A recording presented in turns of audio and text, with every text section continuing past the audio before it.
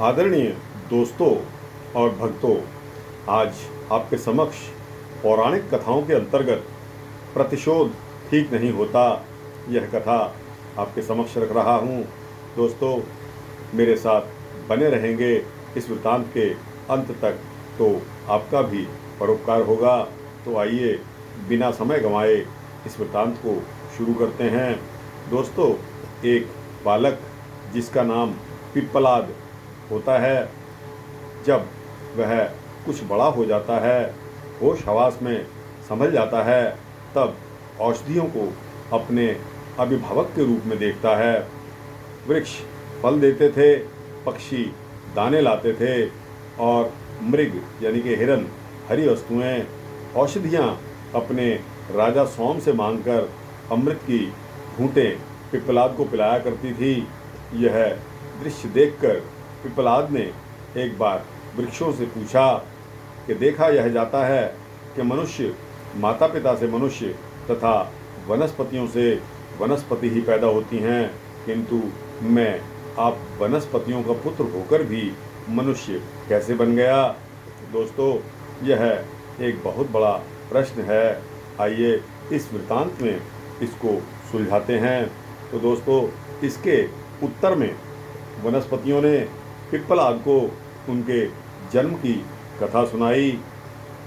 क्या महर्षि दधीचि तुम्हारे पिता और गभस्तिनी तुम्हारी माता हैं?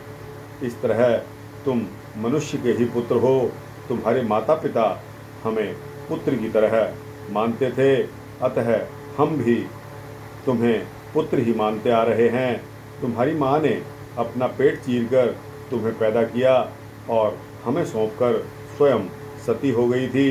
तुम्हारे माता पिता के मर जाने के बाद समूचा वन बहुत दिनों तक रोता रहा। वे हमें प्यार करते थे और हम सब उनको प्यार करते थे। इतना कहकर वनस्पतियाँ फूट फूट कर रोने लगी। यह सुना जब पिप्पलाद ने तो वह एकदम विस्मित हो गया। उसने अपने माता पिता की कहानी जाननी चाही। वनस्पतियों ने उसके माता पिता को श्रद्धा से नमस्कार करके उनकी जीवन गाथा प्रारंभ की। तुम्हारे पिता का नाम दधीचि था, उनमें सभी उत्तम गुण विद्यमान थे। तुम्हारी माता उत्तम कुल की कन्या और पतिव्रता थी, उनका नाम गभस्तिनी था। वे लोकमुद्रा की बहन थी। तुम्हारे माता पिता ने तपस्या करके इतनी सामर्थ्य अर्जित कर ली थी कि उनके आश्रम पर दैत्य दानवों का आक्रमण नहीं हो पाता था। एक दिन विष्णु, इंद्र आदि सभी देवता आश्रम में आए। दैत्यों पर विजय पाने से वे प्रसन्न थे। तुम्हारे माता पिता ने उनका भावभीना स्वागत भी किया। देवताओं ने कहा, आप जैसे महर्षि जब हम लोगों पर इतनी कृपा रखते हैं, तब हमारे लिए क्या दुर्लभ है। हमारे लिए कुछ भी दुर्लभ नहीं है। हमने शत्रुओं पर विजय प्राप्त कर ली है। अब चाहते हैं कि अपने अस्त्र शस्त्र आपके आश्रम में रख दें, क्योंकि तीनों लोकों में आपका आश्रम ही निरापद स्थान है। यहाँ आपकी तपस्या के प्रभाव से दैत्य प्रवेश नहीं कर पाते। उदार चेता मुनि ने उनकी प्रार्थना स्वीकार कर ली। तुम्हारी माता ने उन्हें रोकते हुए कहा कि हे नाथ, यह कार्य विरोध उत्पन्न करने वाला है। इस काम में आप न पड़ें। आप तो समदर्शी हैं। आपके लिए शत्रु और मित्र तो बराबर हैं।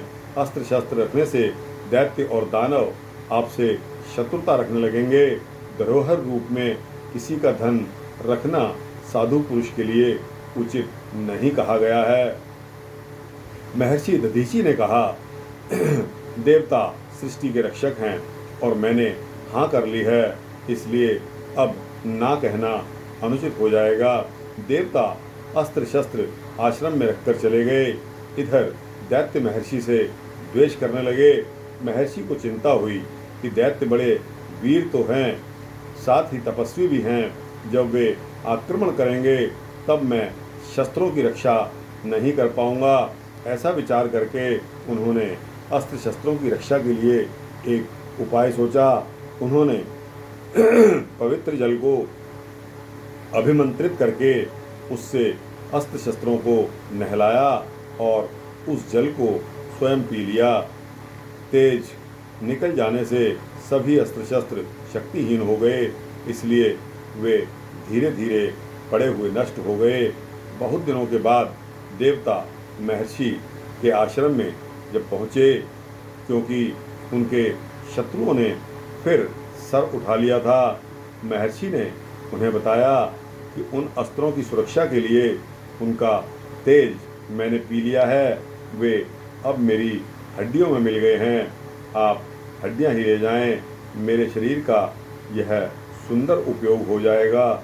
महर्षि ने योग के द्वारा अपना शरीर त्याग दिया और विश्वकर्मा ने उन हड्डियों से दिव्य अस्त्रों का निर्माण किया।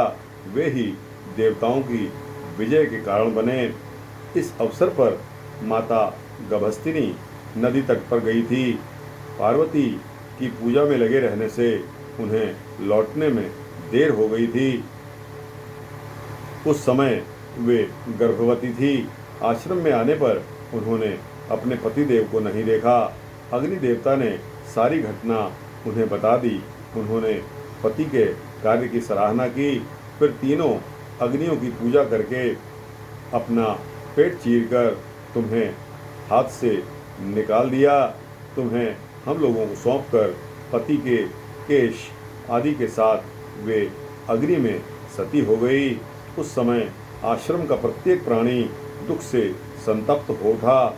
सब कह रहे थे कि दधीची और प्रातिथेयी यानी कि गभस्तिनी, जिनका जो हमें प्यार देते हैं उतना अपने माता पिता भी प्यार नहीं कर पाते।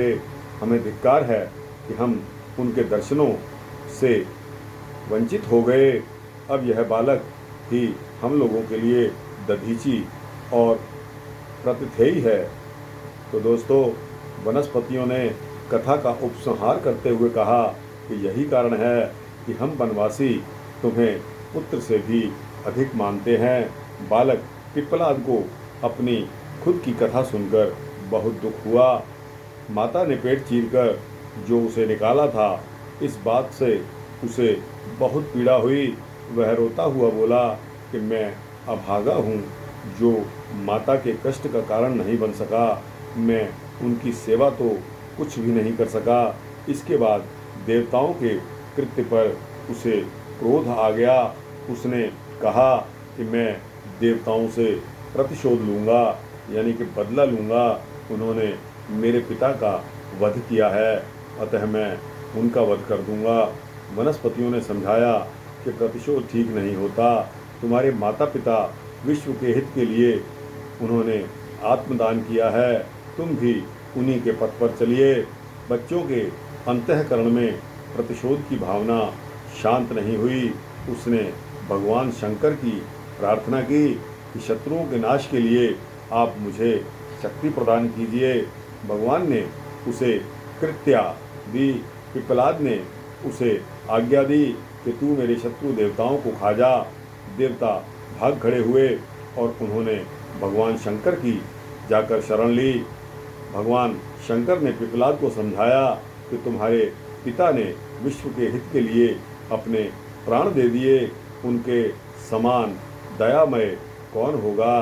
तुम्हारी माता भी उन्हीं के साथ पतिलोक चली गई, उनकी समता किससे होगी।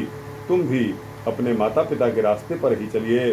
तुम्हारे प्रताप से देवता संकट में पड़ गए हैं, उन्हें तुम बचाओगे। यही तुम्हारा कर्तव्य है। प्रतिशोध अच्छा नहीं होता। तो दोस्तों, पिप्पलाद शांत हो गए। उन्होंने भगवान शंकर का उपदेश जो मिला था उसको मान लिया। भगवान ने और देवताओं ने भी पिप्पलाद को वरदान मांगने को कहा। पिप्पलाद ने वर मांगा कि मैं अपने माता पिता को देखना चाहता हूँ। दिव्य लोक से उनके माता पिता दिव्य विमान से उपस्थित हो गए। उन्होंने कहा कि हे पुत्र, तुम धन्य हो, तुम्हारी कीर्ति स्वर्गलोक तक पहुँच चुकी है। तुमने भगवान शंकर का प्रत्यक्ष दर्शन कर लिया है। वचन समाप्त होते ही आकाश से पिप्पलाद के ऊपर फूलों की वर्षा होने लगी। देवताओं ने जय जयकार किया। दोस्तों, यह कथा ब्रह्म पुराण से ली गई है और गीता प्रेस गोरखपुर द्वारा पौराणिक कथाओं के अंतर्गत पब्लिश की गई है। दोस्तों, यह वृत्तांत आपको कैसा लगा?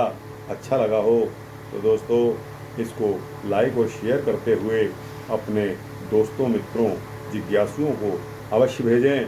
और दोस्तों, इस चैनल को सब्सक्राइब करेंगे तो आपको इसी तरह के भक्ति वृत्तांत मिलते रहेंगे, ऐसा मेरा संकल्प है। जय श्री राधे, जय श्री कृष्ण।